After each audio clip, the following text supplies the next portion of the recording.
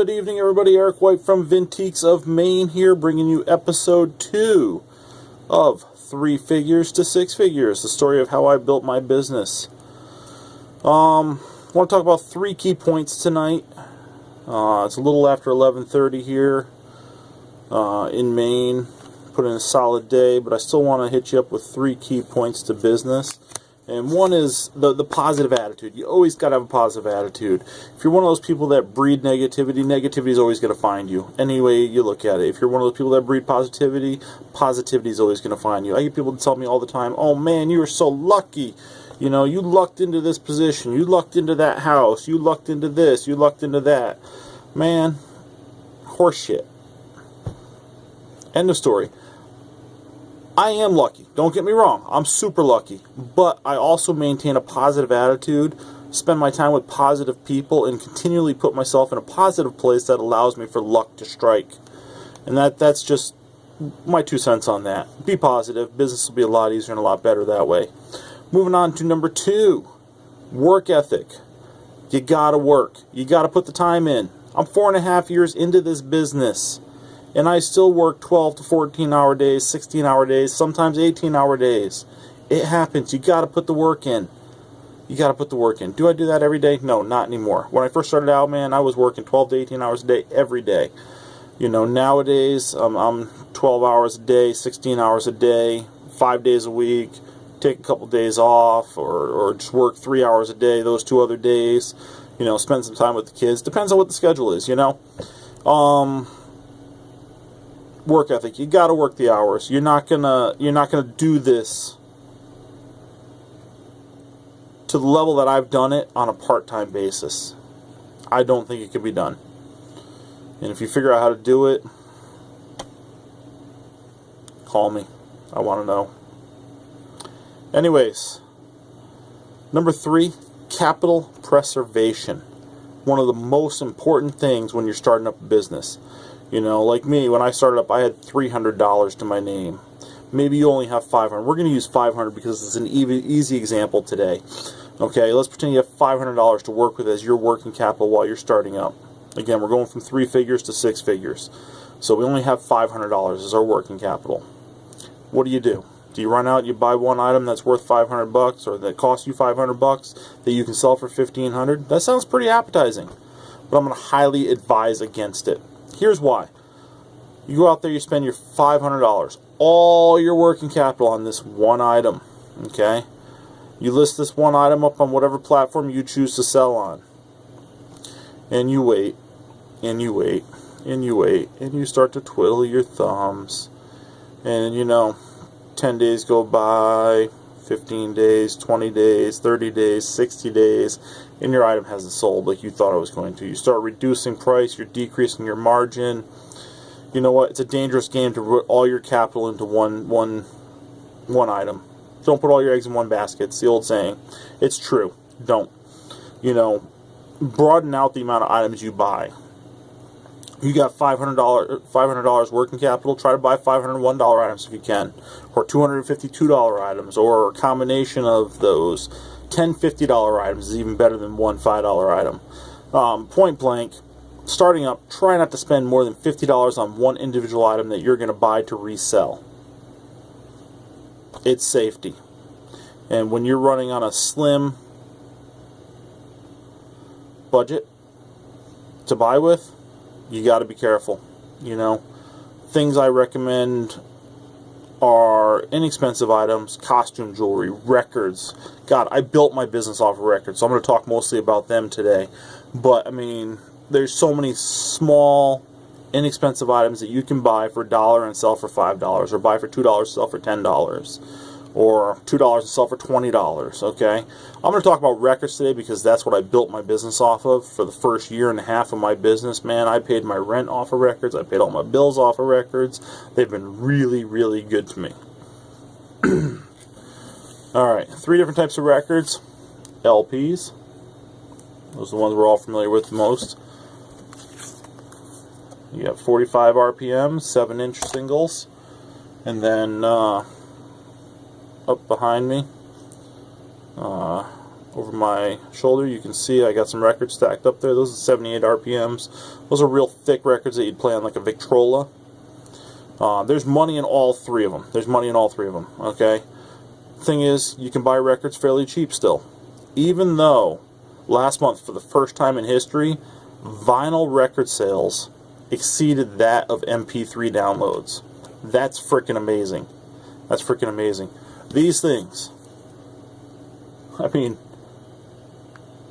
they're 30, 40 years old, 20 years old, exceeding MP3 downloads. That is nuts. Anyways, it's a good time to be in the business.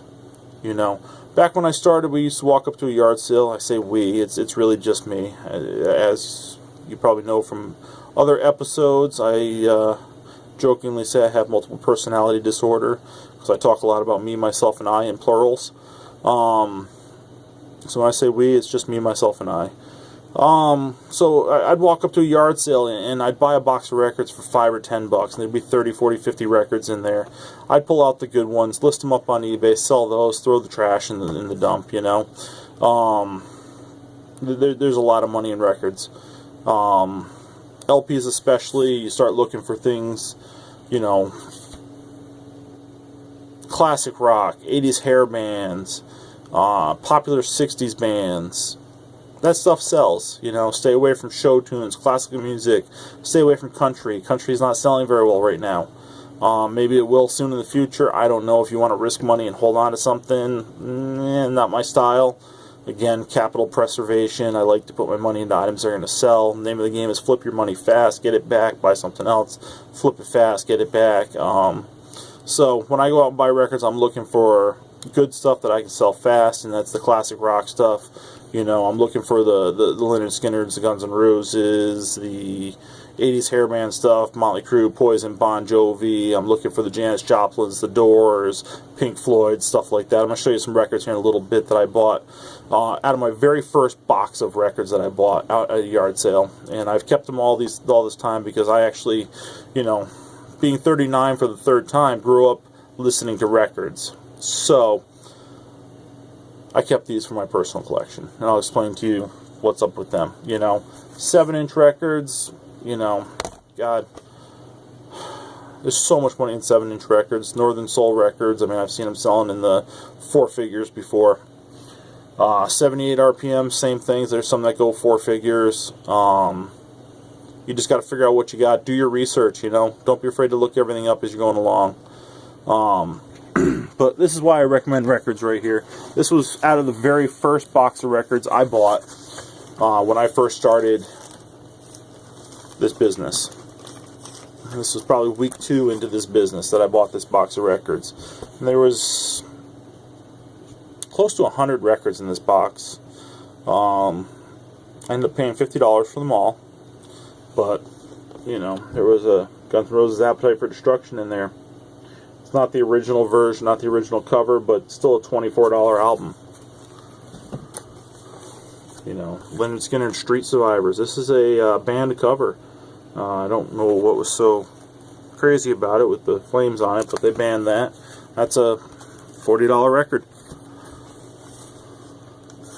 It's a Pink Floyd record, Uma Guma. It's a double record. It's live on one record, and a studio album on the other one. It's $20 all day long. The Wall, Pink Floyd, original version.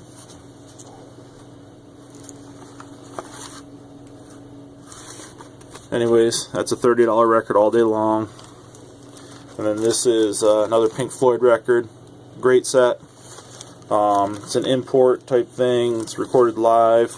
Generally retails around $60. So, I mean, we're talking 5 records. We got 60, 90, 110, 150, call it 170, roughly, dollars out of a $5 investment. Actually, that would have been out of a $2.50 investment. But I always pretend like I have $1 into each record because some just go to the dump. Just make sure they're in good shape. You know, you can get your business kicking off of records. You really can. You know, I used to do several $1,000s a month in records early on in my business. My focus has shifted a bit lately, but I have not shunned this, and don't ever shun this, because the margin is too good to throw it out the window. You know, stick with it. Eventually the fad for records will fade, but when it fades, you move on to something else. Find the next fad, you know. Anyways, that is episode 2. If you have questions, you can text me, email me, find me on Facebook, leave comments down below, all that good stuff. If you want to text, 207-739-0559. If you want to email me, that is at vintiquesofmaine@gmail.com. And of course, just find us on Facebook, Vintiques of Maine. One way or another, ask the questions, we'll answer them. Or I'll answer them. Again, multiple personalities. Peace out. Have a great night. See you on episode 3 when we talk about selling platforms.